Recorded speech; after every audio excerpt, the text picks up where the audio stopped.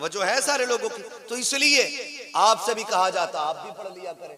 और शुक्र है रब का, हमारे सुनने वाले भी हुजूर की नात पढ़ते हैं। वो जो न थे तो, वो जो ना हो तो, वो जो ना हो तो, आप किस मिट्टी के बने हैं? मैं कुर्सी इधर कर लूं? अगर आप बोल सकते हैं तो बोलें। वो जो न थे तो, वो जो ना हो तो, जान है वो जहान की, जान है तो जहान है। मैं एक बात कहूंगा, मेरा नबी पूरी कायनात के लिए रहमत बन के आया। पूरी कायनात के लिए, सिर्फ मुसलमानों के लिए नहीं, पूरी कायनात के लिए। चरिंद परिंद दरिंदे सारे लोगों के लिए मेरा नबी पूरी कायनात के जर्रे जर्रे के लिए रहमत बन के आया। होना तो ये चाहिए था कि हर कौम हर बिरादरी की छत पे मेरे नबी की आमद पे झंडा लगना चाहिए था। आप कहें कैसे? हुजूर तो हमारे। सुने, आप दुनिया देख लें और उसूल देखें। मैं पूरे चैलेंज के साथ कहता हूं, आज किसी घर में अगर बेटी मुस्कुराती है ना, तो वो एहसान मेरे नबी का है। आज अगर किसी घर के अंदर माँ बेटे को थप्पड़ मार के खड़ी हो जाए और बेटा सर झुका के खड़ा रहे, माँ से कुछ नहीं कह रहा है ना, तो ये कमाल माँ का नहीं, कमाल मेरे नबी का है। अगर आज बाप बेटे को बीच चौराहे पे जूते से मारे और बेटा गर्दन झुका के मुस्कुराता रहे ना, तो इसमें कमाल बाप का नहीं है, इसमें कमाल रसूल पाक का है। इसलिए कि मेरे नबी ने ना माँ बाप का एहतराम सिखाया है। अगर आज हम माँ को उसकी जूतियों को सर पे रखने में जिंदगी की महराज समझते हैं ना, तो वो दिन दूर नहीं, भूले नहीं हमें जिस दिन मेरे नबी ने कहा था अल जन्नतु तहता क़दामी उम्महातिकुम, तुम्हारी जन्नत तुम्हारी माओं के कदमों के नीचे रखी गई है। तब से लोगों ने, कायनात ने माँ का एहतराम करना शुरू किया। और जब बाप का मामला था तो यही दुनिया, यही तारीख और यही समाज, यही लोग, यही हड्डियां, यही खून, कोई बदला नहीं ये दौर, यही सारी दुनिया थी। और बेटा बाप को बाजार में बेच देता था। मेरा नबी आया और आने के बाद का लोगों, रब की रजा बाप की रजा में है। अगर रब राजी, बाप राजी है तो तेरा रब राजी है, और तेरा बाप नाराज है तो तुझसे तेरा पैदा करने वाला खुदा भी नाराज है। तो तब से बाप का एहतराम हुआ। रह गई बेटी की बात, तो बेटी को तो लोग पैर की जूती समझते थे, जिंदा दफन करने पे फख्र करते थे। मैं इसलिए कहता हूं बेटियों, कभी सर से दुपट्टा उतरने लगे ना, तो मगरिबी तहजीब पे मत जाना, फैशन के नाम पे बिगड़ने की कोशिश मत करना। जब सर का दुपट्टा सड़क के कंधे पे आए ना, तो आमीना के लाल का एहसान याद करना, आमीना के लाल का एहसान। खुदा की कसम आज दिल दुखता है, लोग तालीम के नाम पे कहते हैं कि हमारी आजादी हमारा हक है, हम अपनी आजादी के साथ जी सकते हैं, दुपट्टा किसी की जिम्मेदारी से हम नहीं ओढ़ेंगे। मैं कहता हूं खुदा की कसम, जो बेटियां ये समझती हैं ना कि दुपट्टा उतारने में इज्जत है, तारीख पढ़ के देख लो, औरत जितना छुप के रहती है उतनी इज्जतदार रहती है, जितना खुल के रहती है उतना ज्यादा जलील रहा करती है। चैलेंज है हमारा, जाओ दुनिया घूम के आ जाओ। और सच्ची बात बताऊं, ये जो खड़े रहते हैं ना, जो इस्लाम के खिलाफ बकवास करते हैं, इस्लाम ने, मुसलमानों ने औरतों को कैद में डाल दिया और पर्दा दे करके उन्हें फांसी दे दी, उनका ऐसा कर दिया। मेरा चैलेंज है, ये भी जब निकाह करने चलते हैं ना, शादी करने, इन्हें भी शरीफ बच्ची चाहिए होती है, इन्हें भी शरीफ बच्ची चाहिए होती है। और शराफत की सबसे बड़ी पहचान यह है कि बच्ची की नजरों में हया होना चाहिए। ये सबसे बड़ी पहचान शराफत की है कि उसकी नजरों में हया होनी चाहिए। कितना बड़ा दाग लगाने की कोशिश की जाती है कि इस्लाम ने औरत को पर्दे में डाल के ना उसकी जिंदगी को लिमिटेड कर दिया, उसके अधिकार, उसके हुकूक छीन लिए, और ये कहते हैं कि औरत का बराबर हक है मर्द के साथ। क्या बराबरी का हक है? तो लोगों का कहना यह है कि जैसे मर्द मजदूरी करता वैसे औरत भी मजदूरी करेगी।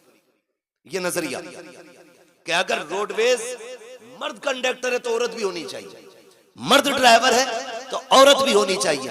का ये बराबर का अधिकार है। मैं कहता हूं गैरत आनी चाहिए। कहा क्यों? कहा तुम हमारे इस्लाम के बारे में क्या जानो? इस्लाम वो खूबसूरत मजहब है जिसने पूरी इंसानियत के मुकम्मल हुकूक का ख्याल रखा है, एक एक हक का ख्याल रखा है। लोगों ने कहा कि इस्लाम ने औरत को पर्दे में रख के पाबंद कर दिया, वो घर के अंदर 4 लोगों का खाना बनाए। मैंने कहा तुम इसे गुलामी कहते हो, आओ तुम्हारी आजादी बताऊं। कहा आजादी किसे कहते? कि लड़की खुल के जिंदगी जिए, जो चाहे ड्यूटी करे, उसका भी सर्विस करने का हक है। मैंने कहा चल ठीक, हम लोग अक्सर फ्लाइट एयरवेज वगैरह जाना रहता है, आप जाकर के देखो वो तमाशा औरत का बनाया गया है। हर जगह पे आपको लड़की खड़ी मिलेगी, हर जगह पे। मुल्क के अंदर लाखों नौजवान बेरोजगार टहल रहे, उन्हें एक वक्त की रोटी देने के लिए तैयार हम नहीं है। किसी को पढ़े लिखे IAS IPS पकौड़ियां तलने के लिए तैयार है, लेकिन नौकरी मिलने को तैयार नहीं है। बेटियों के हुकूक के लिए लड़ने वालों, कौन से हक की बात करते हो? आपने लेकर के एक छोटी सी दुकान से हवाई जहाज तक बच्चियों को ले जाके खड़ा कर दिया और बात करते हो हमने इज्जत दी है। मैं तारीख के हवाले में ये बात कहना चाहता हूँ, जिम्मेदारी के साथ कहता हूँ, जाओ जाकर के किसी भी फ्लाइट को देख लो, एक फ्लाइट के अंदर कम से कम 350 बंदे बैठा करते हैं और उसके अंदर उनकी देखभाल के लिए 3 से 4 बच्चियां होती हैं। 350 लोगों को सुबह से शाम तक पानी पिलाना, और उनकी ड्यूटी में यह लाजिम होता है तुमसे कोई किसी भी तरह बात करे, तुमको उनसे मुस्कुरा के बात करनी है। किसी के लहजे का भी, गलत लहजे का भी जवाब तुम्हें सख्ती से नहीं देना है, वरना तनख्वाह काट ली जाएगी। साहिब किस आजादी की बात करते हो? जिसने बेटियों से कपड़ों का हक छीन लिया तुम उसे आजादी कहते हो? जिसने उसकी इज्जत का हक छीन लिया तुम उसे आजादी कहते हो? 4 बच्चियां 350 लोगों की नौकरी कर रही है, तुम उसे आजादी कहते हो? ये आजादी नहीं है, ये गुलामी है। आजादी ये है कि 4 भाइयों की एक बहन हो, अपने भाइयों को इज्जत से खाना खिलाए, लेकिन खुदा की कसम किसी की मां ने दूध नहीं पिलाया है कि उस बहन की तरफ कोई नजर बिगाड़ के देख भी सके। इसलिए कि इज्जत के रखवाले रब ने 4 भाई दिए हैं और तुम इज्जतें लूट के आजादी देते हो। इस्लाम इज्जतें दे के बेटियों को आजादी अता फरमाता है। नारे तकबीर, नारे रिसालत, नारे गौसियत, मसलके आला हजरत उलमाए अहले सुन्नत हजरत अल्लामा मुफ्ती हम्माद साहिब किबला मुरादाबादी। नारे तकबीर, नारे। ये आजादी हमारे इस्लाम ने दी है। वो 4 लोगों का बना रही, बताओ 4 लोगों का खाना मुश्किल है या 400 लोगों का? बोले 400। और घर में बहन के तेवर देखे आपने? उसने पोछा लगाया और जूता पहन के आ जाना, फिर बड़े हो या छोटे खैरियत नहीं है। बिस्तर अगर बहन ने लगा दिया तुम कूद के बैठ जाना, चादर अगर सिमट गई तो खैरियत नहीं है। झाड़ू लेके पीछे भागे तो कम, जूता लेके पीछे भागे तो कम। बड़ा भी है तो डर रहा है क्योंकि उसने सफाई की। तो मैं ये कहना चाहता हूं, ये इज्जत हमारे इस्लाम ने दी, ये इज्जत हमारा मजहब देता है। लेकिन दिल के पपोले जल उठे सीने के दाग से, इस घर को आग लग गई घर के चिराग से। किसके लिए रोए हम? कमी तो हमारी है ना सारी, खतावार तो हम ही है ना कहीं, चूक तो हम ही से हुई है कहीं ना कहीं।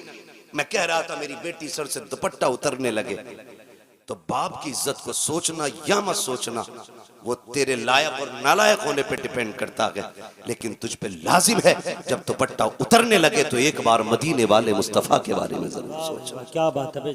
उनके बारे में जरूर सोचना जिन्होंने बेटियों को दुपट्टे दिए, बेटियों को दुपट्टे दिए। आज हम अपनी कौम से सिर्फ इतना कहेंगे, हुजूर के दिए हुए किरदार को मजबूती से थाम।